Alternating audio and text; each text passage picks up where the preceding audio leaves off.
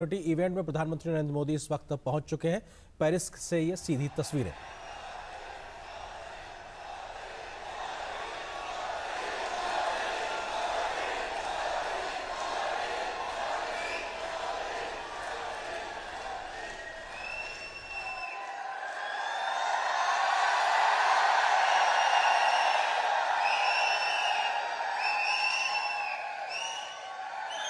चाय पियाओ फिर मैं चला जाऊँ।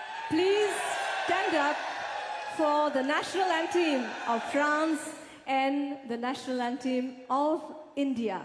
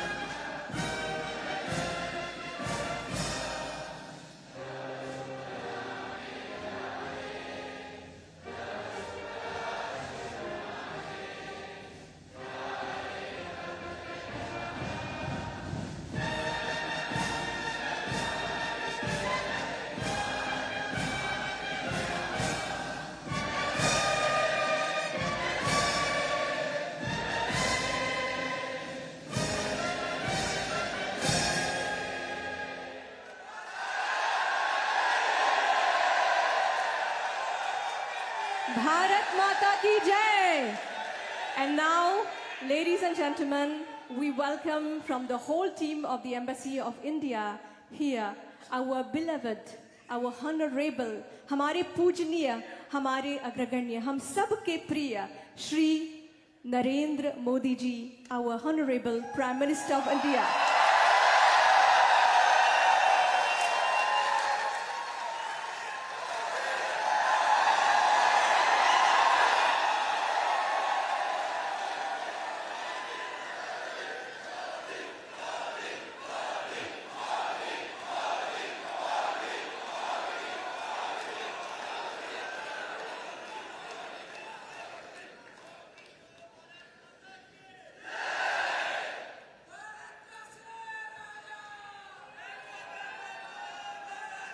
भारत माता की,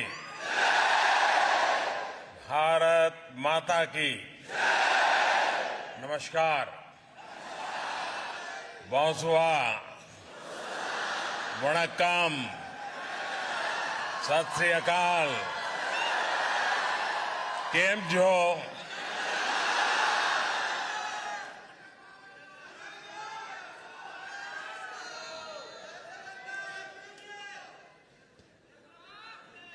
आज का ये नजारा, ये दृश्य अपने आप में अद्भुत है।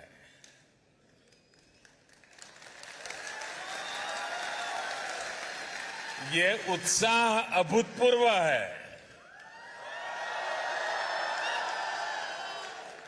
और ये स्नेह आत्मीयता की अविरत धारा है। ये स्वागत उल्लास से भर देने वाला है। देश से दूर जब मैं भारत माता की जय का आह्वान सुनता हूं, कहीं से आवाज आती है नमस्कार, ऐसा लगता है जैसे घर आ गया हूं।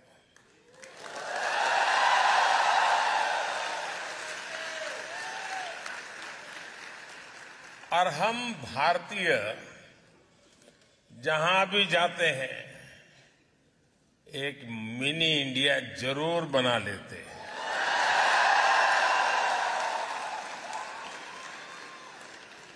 और मुझे आज बताया गया कि आज इस समारोह में बहुत लोग ऐसे हैं जो 11-11, 12-12 घंटे सफर करके यहां पहुंचे हैं।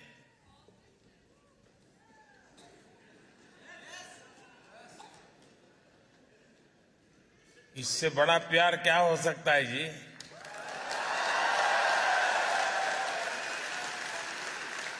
और हम जानते हैं कि टेक्नोलॉजी के जमाने में किसी के लिए भी घर बैठ करके मोबाइल फोन पर लाइव टेलीकास्ट सुनना कोई मुश्किल काम नहीं है। लेकिन उसके बावजूद भी इतनी बड़ी तादाद में इतने दूर से लोगों का आना, समय निकाल करके आना, और मेरे लिए तो ये एक बहुत बड़ा सौभाग्य का अवसर है कि मुझे आप सबके दर्शन करने का अवसर मिला है।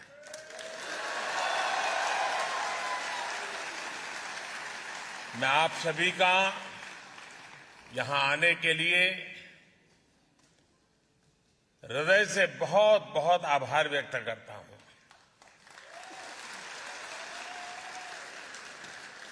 साथियों, मैं इससे पहले भी कई बार फ्रांस आ चुका हूं,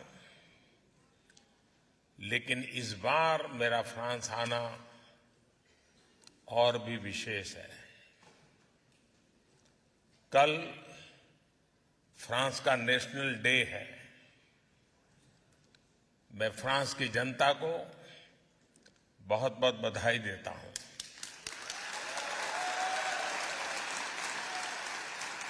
और इस महत्वपूर्ण अवसर पर मुझे आमंत्रित करने के लिए मैं फ्रांस के लोगों का हृदय से धन्यवाद करता हूं।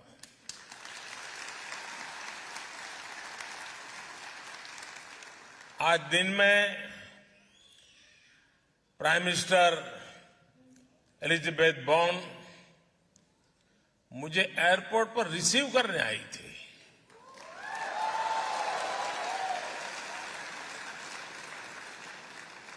और कल मैं अपने मित्र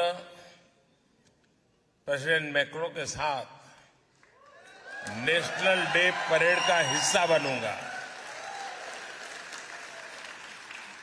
ये आत्मीयता सिर्फ दो देशों के नेताओं के बीच नहीं है, बल्कि ये भारत फ्रांस की अटूट दोस्ती का प्रतिबिंब है, रिफ्लेक्शन है।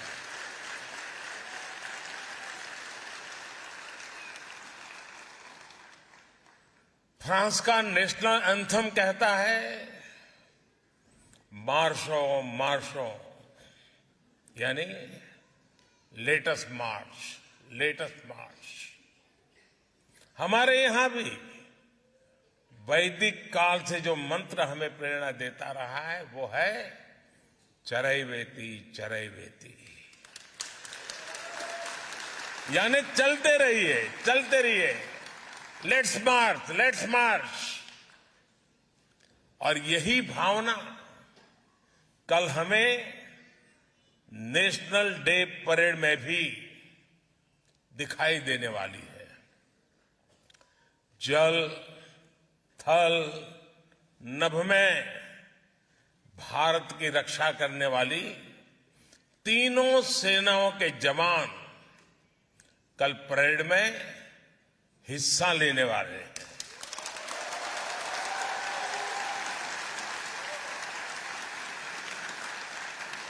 और ये जो संघ है ना,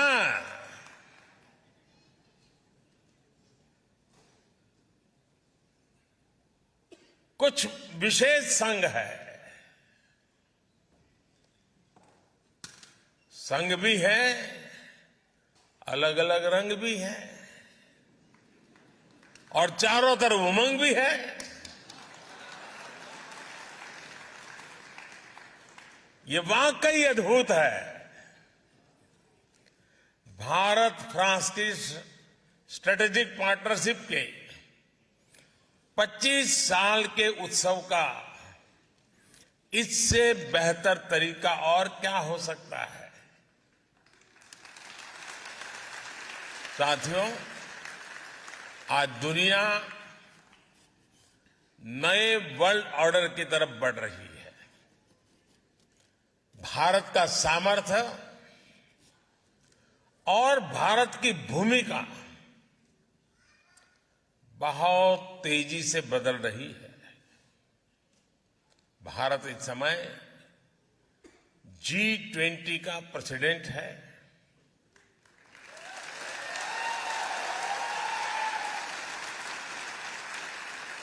पहली बार किसी देश की प्रेसिडेंसी में ऐसा हो रहा है जब उस देश के कोने कोने में 200 से ज्यादा बैठकें हो रही है।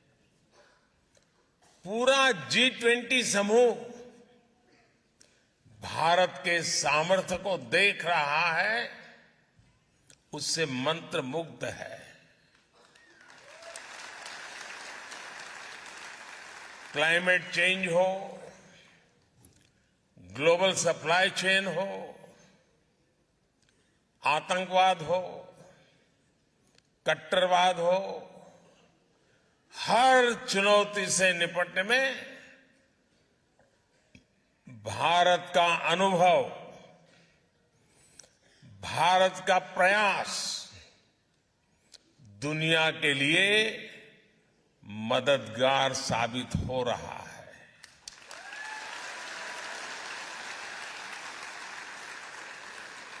भारत कहता है, एकम सत विप्रः बहुधा वदन्ति, यानी सत्य एक ही है, उसको व्यक्त करने के तरीके अलग अलग हो सकते हैं। भारत कहता है, आत्मवत् सर्वभूतेषु, यानी जो करुणा, जो आत्मीयता हम अपने लिए दिखाते हैं, वही हमें दूसरों को भी दिखानी चाहिए। भारत कहता है, संगच्छध्वम् संवदध्वम् संवो मनांसि जानता, यानी हम सब एक साथ चले, एक साथ बोले, हमारे मन एक हो। और भारत कहता है, वसुधैव कुटुंबकम, यानी पूरा विश्व एक परिवार है। इसी भावना को लेकर हम एक बेहतर समाज, एक बेहतर दुनिया का निर्माण कर सकते हैं। इसी भावना के साथ भारत और फ्रांस 21वीं सदी की अनेक चुनौतियों से निपट रहे हैं। इसलिए इस अहम समय में फ्रांस भारत के बीच की स्ट्रेटेजिक पार्टनरशिप का महत्व और ज्यादा बढ़ गया है। और आप जानते हैं कि भारत फ्रांस की इस पार्टनरशिप को कौन लगातार मजबूत कर रहा है? कौन इसे मजबूत कर रहा है? कौन कर रहा है? कौन कर रहा है? कौन दोनों देशों के संबंधों को नया आयाम दे रहा है? आपका जवाब सही नहीं है। ये मोदी नहीं कर रहा है,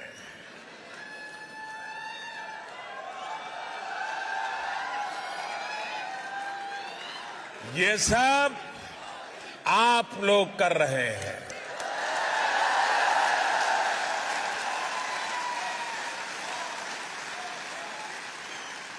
हमारा पीपल टू पीपल कनेक्ट दोनों देशों को लोगों के बीच आपसी विश्वास इस साझेदारी का सबसे मजबूत आधार है।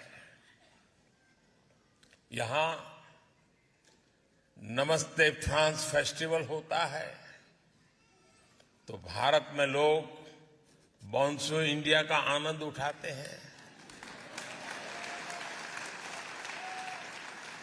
हम दोनों देशों की हेरिटेज हो या हिस्ट्री, आर्ट हो या एस्थेटिक्स, क्राफ्ट हो या क्रिएटिविटी, कुजीन हो या कल्चर, फैशन हो या फिल्म, ये सब हमें जोड़ते हैं, ये सब हमें साथ लाते हैं। फ्रांस के फुटबॉलर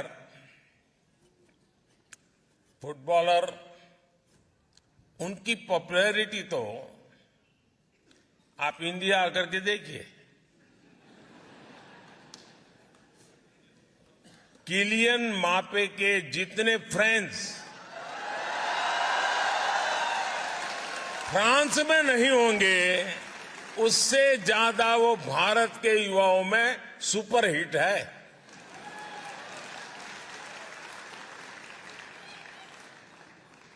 साथियों, मेरा खुद का व्यक्तिगत रूप से फ्रांस के प्रति लगाव बहुत पुराना रहा है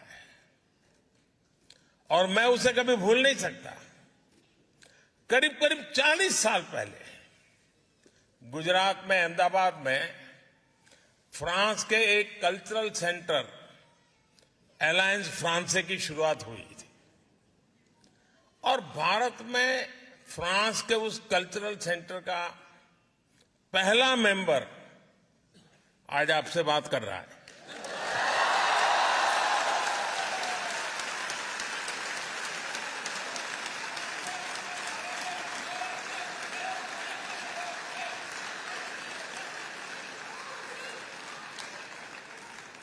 और मजा इस बात की है कि कुछ साल पहले फ्रांस सरकार ने पुराने रिकॉर्ड में से मेरा वहां का आई कार्ड वो निकालकर उसका जेरोक्स मुझे दिया था और वो उपहार मेरे लिए आज भी अनमोल है। साथियों, भारत और फ्रांस के ऐतिहासिक रिश्तों पर कहने के लिए मेरे पास इतना कुछ है, बहुत लंबा समय निकल जाएगा। फिर आपका क्या होगा?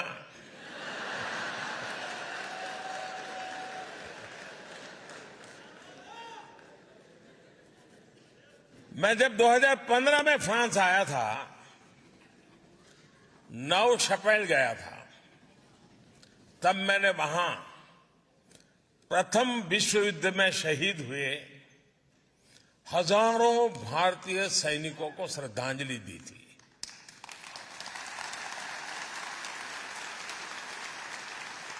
सौ साल पहले ये भारतीय सैनिक फ्रांस के गौरव की रक्षा करते हुए, अपना कर्तव्य निभाते हुए फ्रांस की धरती पर शहीद हुए थे।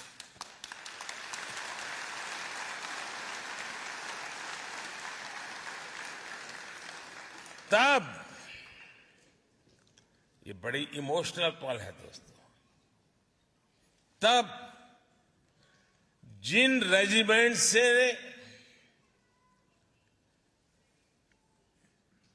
उन जवानों ने उस रेजिमेंट के जवानों ने यहां युद्ध में हिस्सा लिया, उन्हीं में से एक पंजाब रेजिमेंट कल यहां नेशनल डे परेड में हिस्सा लेने जा रहे हैं।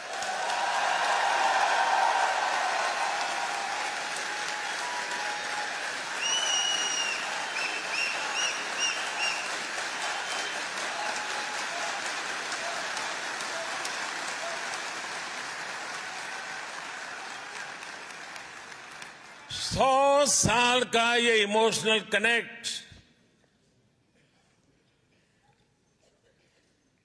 सर्वोच्च बलिदान देने की परंपरा किसी की भलाई के लिए, ये कितनी बड़ी प्रेरणा है दोस्तों। कौन हिंदुस्तानी होगा जिसको इस बात का गर्व न हो।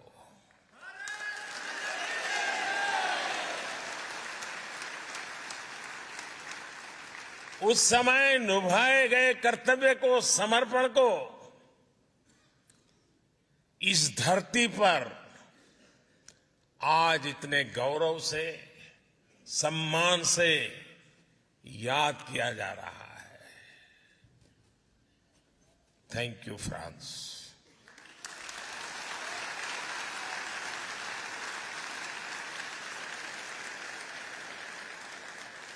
मुझे विश्वास है आज आप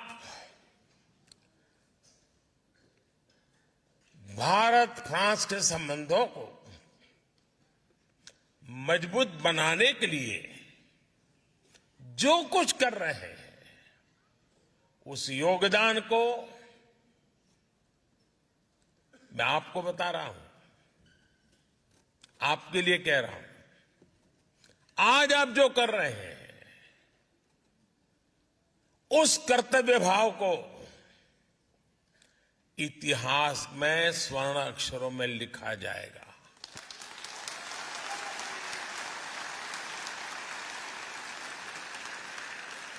साथियों, फ्रांस का गौरवगान करते हुए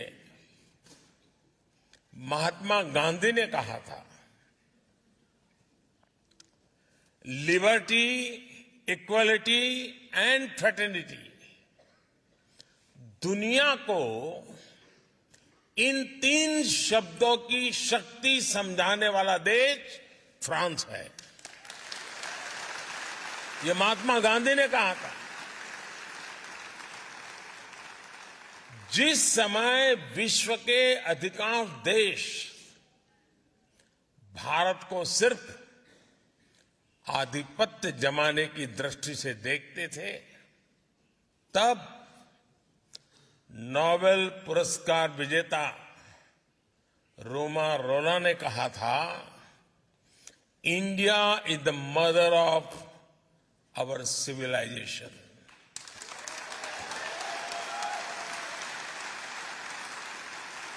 भारत का हजारों वर्ष पुराना इतिहास, भारत का अनुभव विश्व कल्याण के लिए भारत के प्रयासों का दायरा बहुत बड़ा है। भारत मदर ऑफ डेमोक्रेसी है और भारत मॉडल ऑफ डायवर्सिटी भी है। ये हमारी बहुत बड़ी शक्ति है, बहुत बड़ी ताकत है। मैं आपको एक उदाहरण देता हूं, एक एग्जाम्पल देना चाहता हूं। साथियों, हमारे यहां कहावत है कि कोस कोस पर बदले पानी, 4 कोस पर वाणी। यानी हर कुछ दूरी पर भारत में पानी का स्वाद बदल जाता है और वाणी यानी लैंग्वेज भी बदल जाती है। भारत में 100 से ज्यादा भाषाएं हैं। 1000 से ज्यादा बोलियां हैं। इन 100 से ज्यादा भाषाओं में हर रोज 32,000 अलग अलग न्यूज़पेपर छपा करते हैं।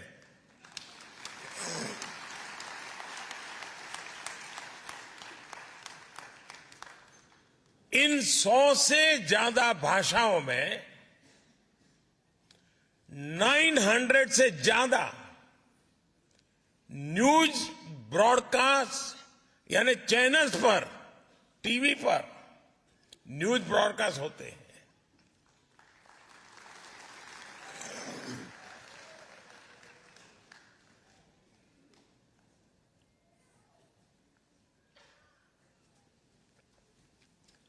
इन 100 से ज्यादा भाषाओं में करीब करीब 400 रेडियो चैनल्स ब्रॉडकास्ट होते हैं।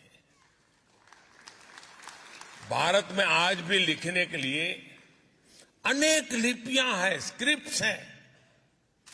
हमारे लिए ये गर्व की बात है कि भारत अपनी इस महान परंपरा को आज भी जीवंत बनाए हुए है। भारत के स्कूलों में, भारत के अलग अलग कोनों में करीब करीब 100 भाषाएं पढ़ाई जाती हैं। और बहुत से लोगों को ये पता नहीं होता कि दुनिया की सबसे पुरानी भाषा तमिल भाषा है।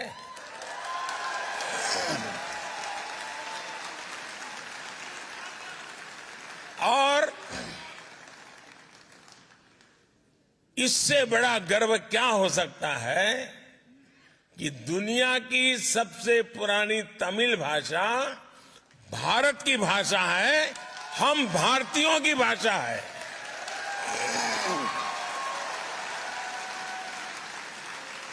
और साथियों, भारतीय भाषाओं की इस डायवर्सिटी का आनंद अब दुनिया भी ले रही है। कुछ दिन पहले आपने देखा होगा, टेनिस लीजेंड रॉजर फेडरर को विंबलडन ने थलाइवा कहा था।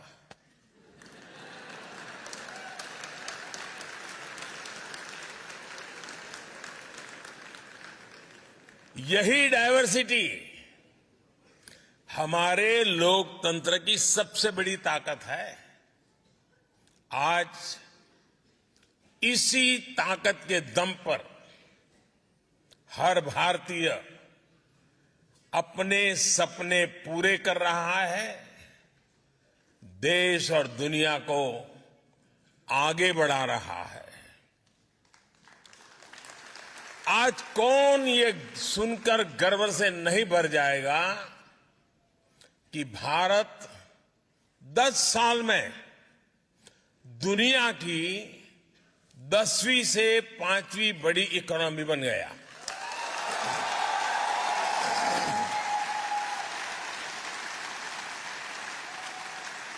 और ये गर्व सिर्फ भारतीयों को ही नहीं होता है।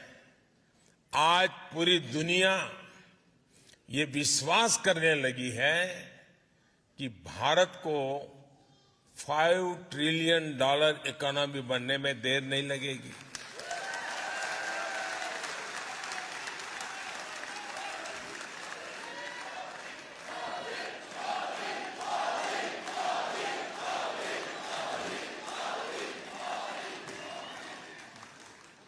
आपने हाल में आई यूएन की एक रिपोर्ट भी जरूर देखी होगी।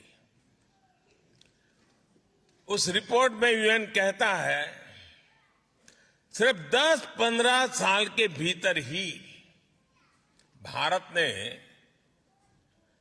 415 मिलियन यानी लगभग 42 करोड़ देशवासियों को 42 करोड़ देशवासियों को गरीबी रेखा से बाहर निकाला है।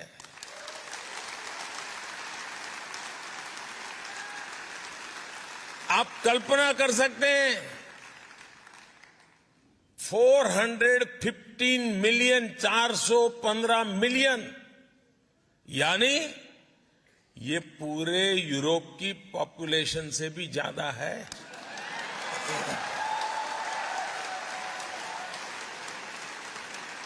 ये पूरे अमेरिका की पॉपुलेशन से भी ज्यादा है। आईएमएफ की भी एक स्टडी कहती है कि भारत में एक्सट्रीम पॉवर्टी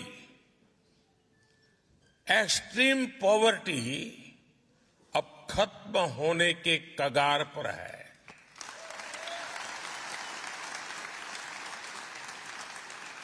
भारत जब इतना बड़ा काम करता है तो इसका फायदा सिर्फ हमें ही नहीं,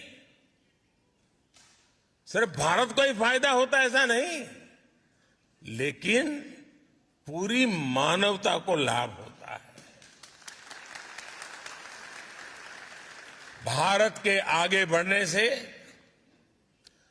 दुनिया के डेवलपमेंट पैरामीटर्स बदलते हैं, उनमें सुधार में एक उछाल आ जाता है और दुनिया के दूसरे गरीब देशों को भी विश्वास आता है कि हां, हालात बदल सकते हैं, गरीबी दूर हो सकती है। साथियों, फ्रांस की ये धरती इस बात की गवाह है कि किसी भी देश में परिवर्तन के पीछे परिश्रम होता है, उस देश के नागरिकों का पसीना होता है।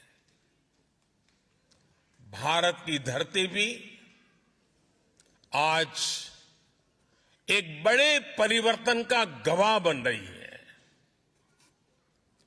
इस परिवर्तन की कमान भारत के नागरिकों के पास है, भारत की बहनों बेटियों के पास है, भारत के युवाओं के पास है।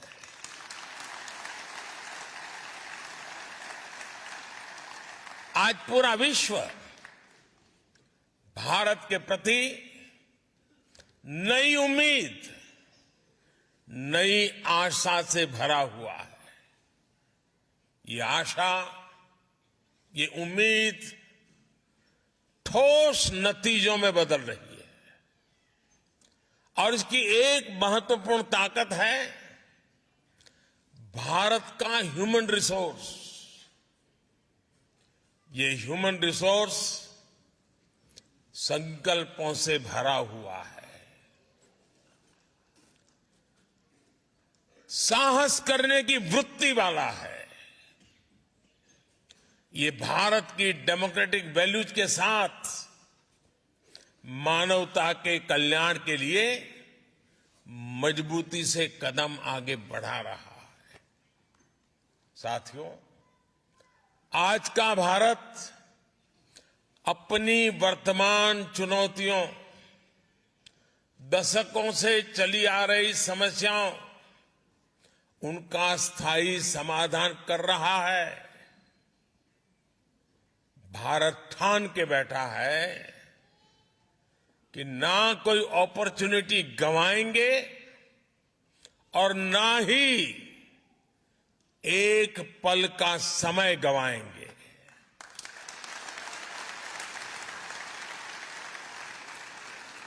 हम पूरी ताकत से देश के भविष्य को उज्जवल बनाने,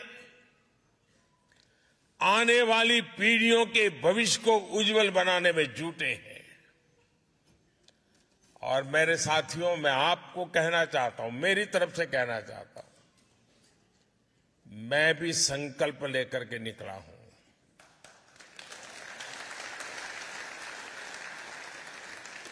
शरीर का कण कण और समय का पल पल सिर्फ और सिर्फ आप लोगों के लिए है, देशवासियों के लिए।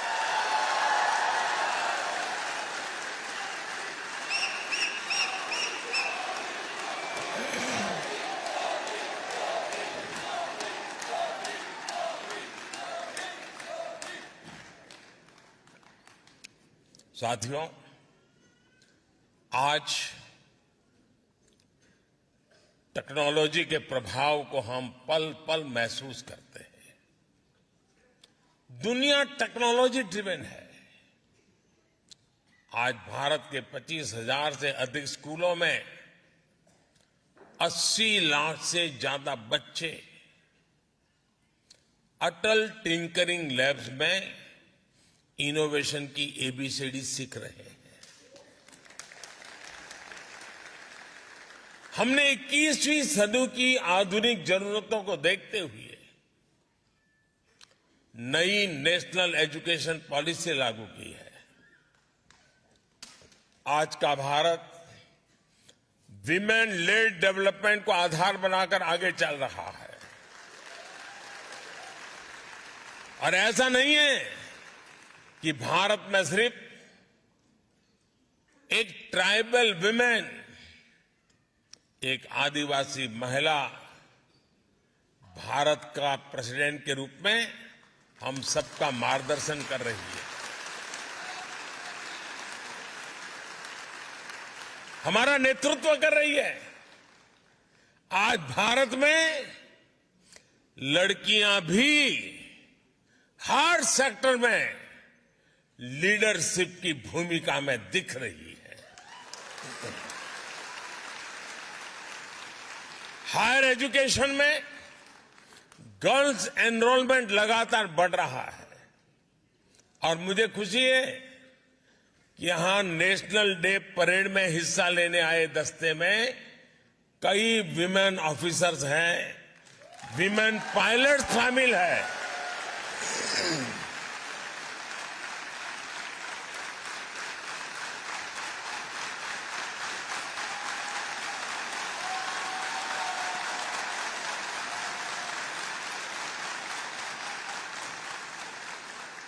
साथियों, 21वीं सदी की दुनिया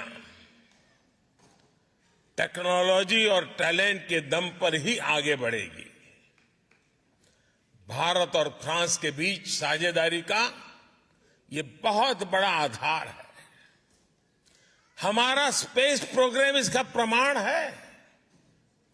थुम्बा में जब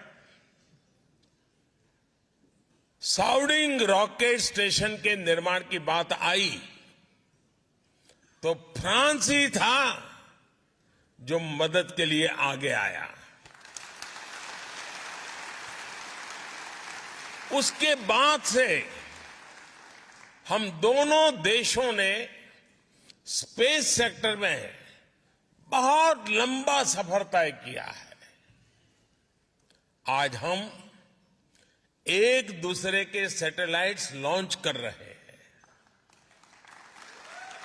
और आपको खुशी होगी, अभी जब मैं आपसे बात कर रहा हूं तो भारत में चंद्रयान 3 की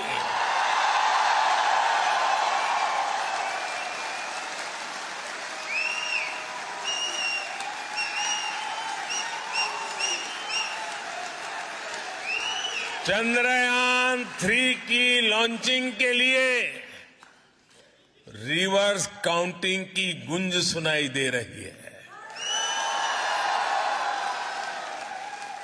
कुछ ही घंटों बाद भारत के श्रीहरिकोटा से ये ऐतिहासिक लॉन्च होने जा रहा है।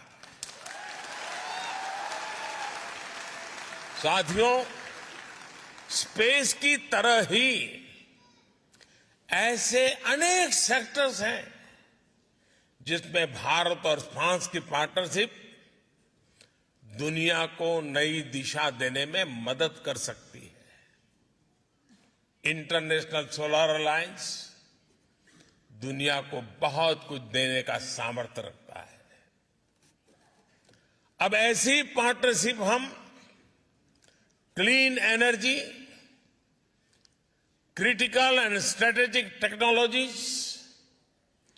Clean transportation, electronics and communications, circular economy, health and nutrition, ऐसे कई सेक्टर में, हर सेक्टर में सशक्त करने का काम साथ मिलकर कर रहे हैं। बहुत कम लोगों को पता होगा,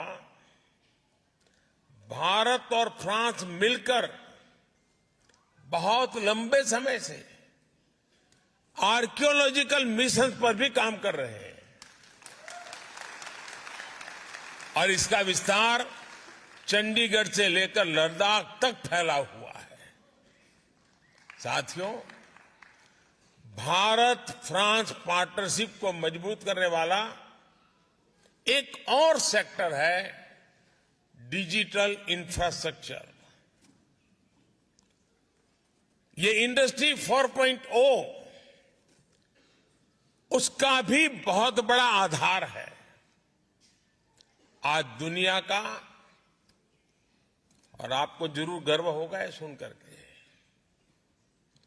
आज दुनिया का 46% real time digital transaction Bharat में होता है।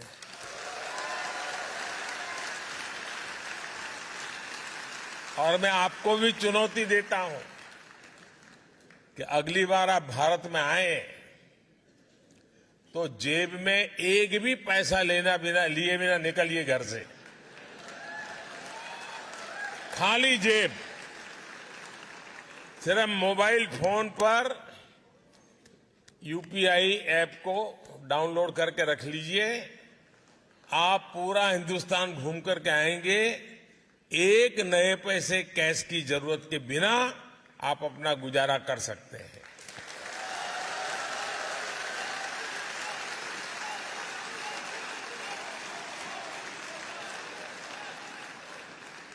आज भारत में banking service 24/7 any time anywhere लोगों की फिंगर टिप पर है। डायरेक्ट बेनिफिट ट्रांसफर गवर्नेंस का हिस्सा बन चुका है। भारत का यूपीआई हो या फिर दूसरे डिजिटल प्लेटफॉर्म्स, ये देश में बहुत बड़ा सोशल ट्रांसफॉर्मेशन लाए हैं।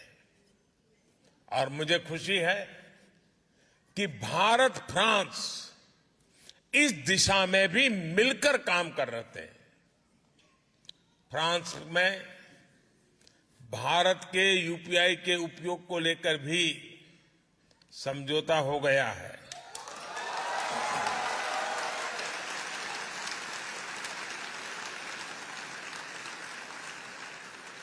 अब मैं तो समझौता करके चला जाऊंगा, आगे बढ़ाने का काम आपका है।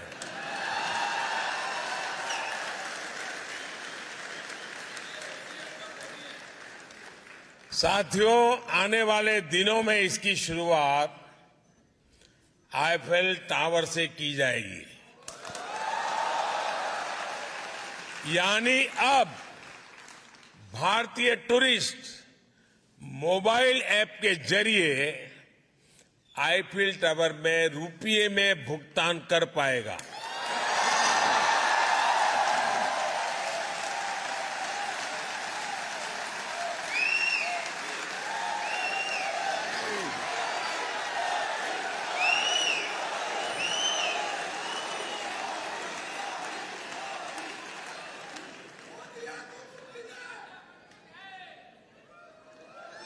हाँ, मोदी है तो मुमकिन है, लेकिन आपकी आवाज ठीक नहीं कर सकता है।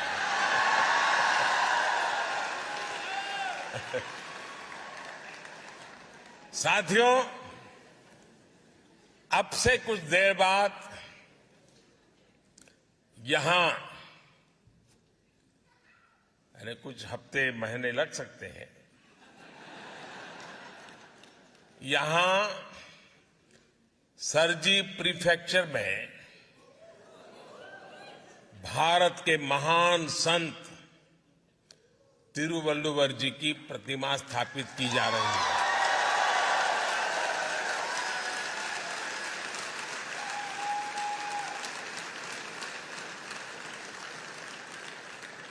और संत तिरुवल्लुवर जी ने कहा था, इंड्रू पौड़ुदिन पेरित उवक्कम तन मगैने चांड्रोन एनकेट ताय।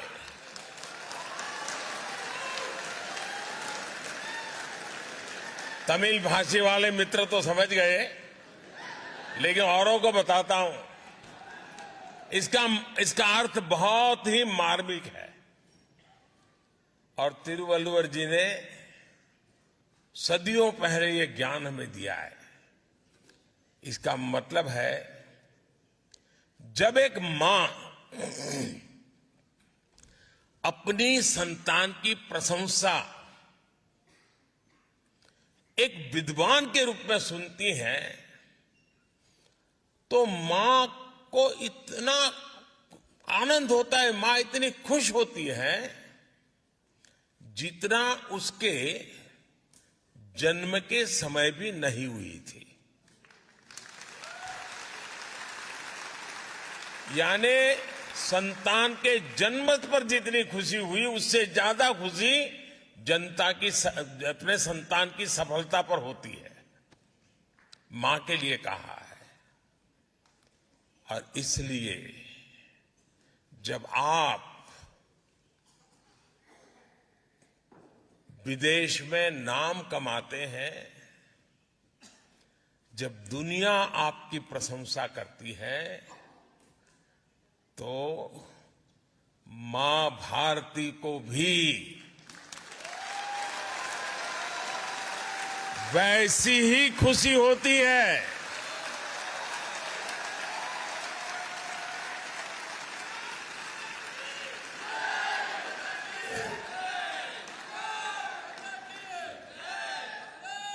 विदेशी धरती पर मां भारती को अपने हृदय में रखने वाली मां भारती के हर संतान को मैं भारत का ब्रांड एम्बेसडर मानता हूं। आप भारत के राष्ट्रदूत हैं। मैं जानता हूं कि भारतीय कहीं भी रहे, लेकिन अपना दिल भारत के लिए भी धड़कता है।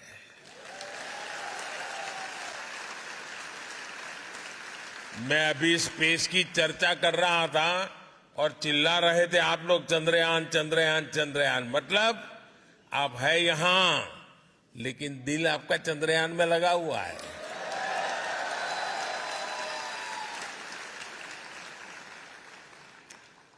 इसलिए ही फ्रांस सहित पूरी दुनिया में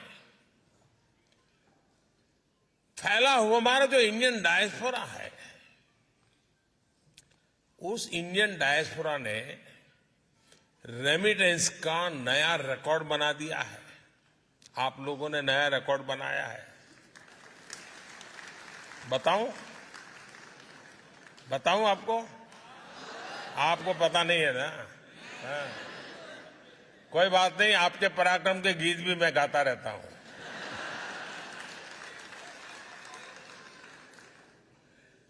भारत दुनिया का पहला देश है जहां विदेश में रहने वाले भारतीय डायस्पोरा के माध्यम से एनुअल रेमिटेंस $100 बिलियन को पार कर चुकी है।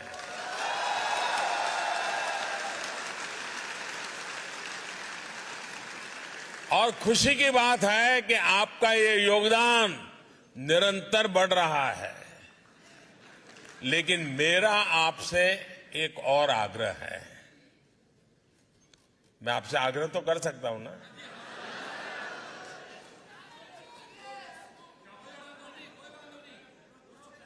कहने में क्या जाता है? मोदी थोड़ा पूछने के लिए आने वाला है। मेरा आपसे आग्रह है, आपको अब भारत में निवेश के लिए भी पूरे उत्साह से आगे आना होगा। भारत अब अगले 25 वर्षों में विकसित होने के लक्ष्य पर काम कर रहा है। इसमें आपकी भूमिका भी बड़ी है। आप जिस भी सेक्टर में काम कर रहे हैं, उससे जुड़ी संभावनाओं को जरूर भारत में एक्सप्लोर करें। आज हर इंटरनेशनल एजेंसी कह रही है कि भारत आगे बढ़ रहा है, भारत ब्राइट स्पॉट है। भारत में इन्वेस्टमेंट की अभूतपूर्व अपॉर्चुनिटी बन रही है। आप भारत में इन्वेस्ट करिए। और आप जो जब कह रहा हूं ना, तो बाद में शिकायत मत करना कि मोदी ने तो बताया ही नहीं था। अभी अवसर है, और मैंने तो लाल किले से कहा था, यही समय है, सही समय है।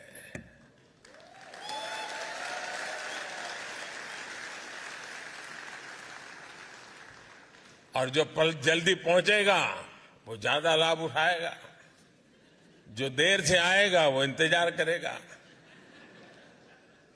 अब मौका लेना, कितना जल्दी लेना है आप पर मैं छोड़ देता हूं। साथियों, इसलिए आइए और भारत में निवेश करिए।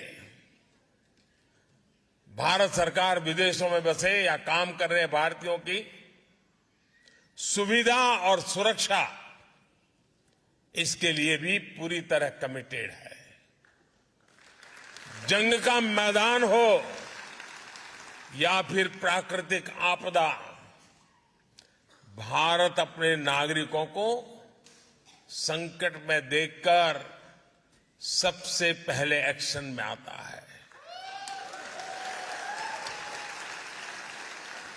यूक्रेन हो या सूडान, यमन हो या अफगानिस्तान, इराक हो या नेपाल, हमने भारतीयों की सुरक्षा के लिए पूरी ताकत लगाई है। विदेश में रह रहा हर भारतीय हमारे लिए उतनी ही प्राथमिकता है जितना हिंदुस्तान में रहने वाला मेरा देशवासी है।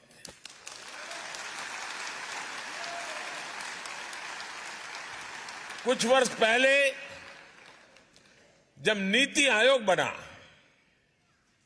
तो हमने इंडियन डायस्पोरा के सामर्थ्य और योगदान को उचित स्थान दिया है। इसमें मुझे कहते हुए खुशी है कि रीयूनियन आइलैंड में ओसीआई कार्ड को लेकर जो दिक्कतें थी, अब वो दूर हो गई है। अब वहां ओसीआई कार्ड इश्यू होने लग गए हैं। अब हम कोशिश कर रहे हैं कि मार्टिनिक और ग्वादेलूप में भी इसका समाधान निकाला जाए। साथियों, फ्रांस सहित अनेक देशों में अनेक साथी ऐसे हैं जो एकेडमिक से जुड़े हैं, रिसर्च से जुड़े हैं, टीचर है, प्रोफेसर्स हैं। मैं जब विदेश में ऐसे एकेडमिशियंस और प्रोफेशनल से मिलता हूं तो वो भी अक्सर कहते हैं कि उनके पास जो अनुभव है, ज्ञान है, एक्सपीरियंस है, उसे भारत के साथ कैसे जोड़ सकते हैं। और मैं आपको एक खुशखबरी देता हूं, इनकी इस इच्छा को भी हमने मान रखा है। ऐसे साथियों के लिए भारत के इंस्टीट्यूशंस में पढ़ाना अब आसान किया गया है। पिछली बार जब मैं फ्रांस आया था तब तय हुआ था कि फ्रांस में पढ़ने वाले भारतीय स्टूडेंट्स को 2 साल का पोस्ट स्टडी वर्क वीजा दिया जाएगा।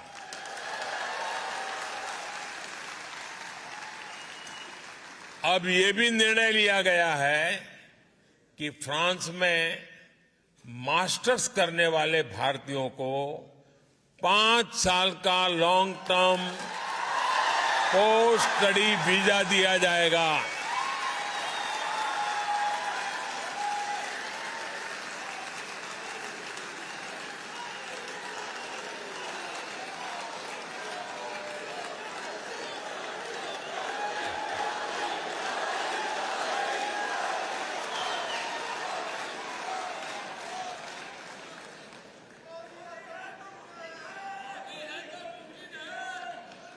भारत सरकार ने फ्रांस सरकार की मदद से मार्से में नया कॉन्सुलेट खोलने का भी फैसला किया है।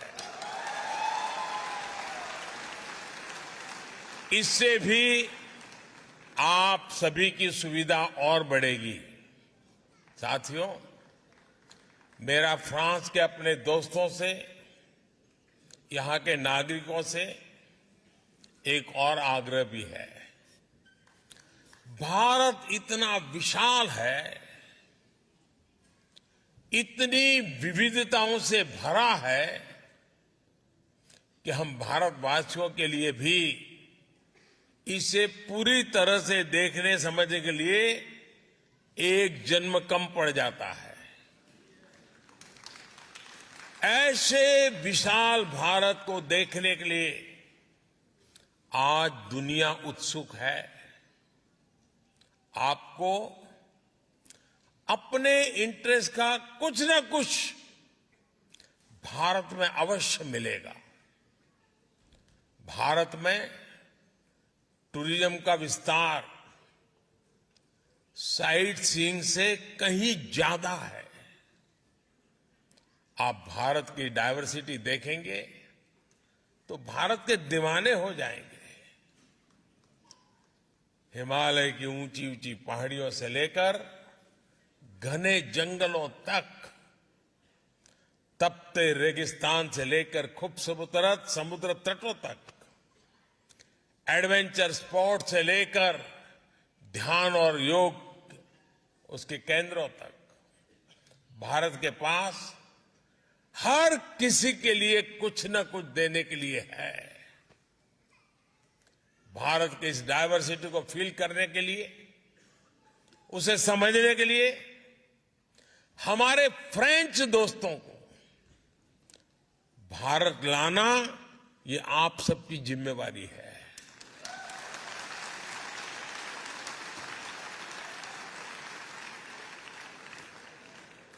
आप जितनी ज्यादा मदद उनकी करोगे वो ज्यादा आएंगे।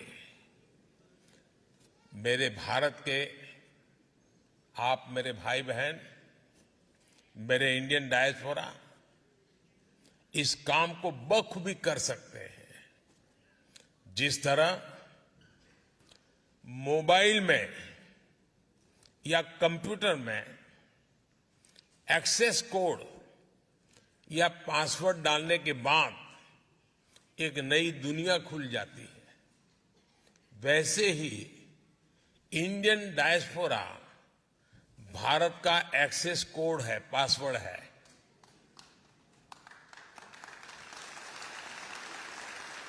भारत में टूरिज्म बढ़े, इसे भी आप अपना मिशन बनाइए। भारत आने का मतलब है हजारों साल की विरासत का अनुभव करना, इतिहास का अनुभव करना। आप भारत आएंगे तो भारत की विरासत के साथ साथ ही विकास की भी गति देखेंगे। साथियों, हम संकल्प करें, हमारी पूरी क्षमता से, हमारे अनुभव से, हमारे संपर्कों से, संबंधों से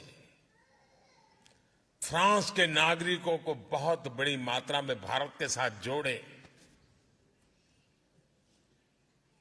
आप जब आए तो उनको भारत लेके आए, आप उनको भारत जाने के लिए प्रेरित करें। हमारा पीपल टू पीपल कांटेक्ट बढ़ेगा तब सिर्फ टूरिज्म नहीं बनता है, वो तो होता ही जाता है, लेकिन उससे जो अपनेपन का सामर्थ्य पैदा होता है ना, वो पीढ़ी दर पीढ़ी की एक अनमोल विरासत बन जाती है।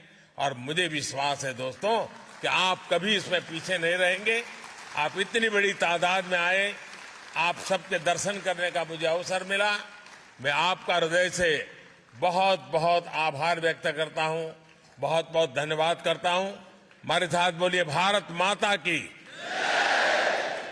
भारत माता की, भारत माता की। धन्यवाद।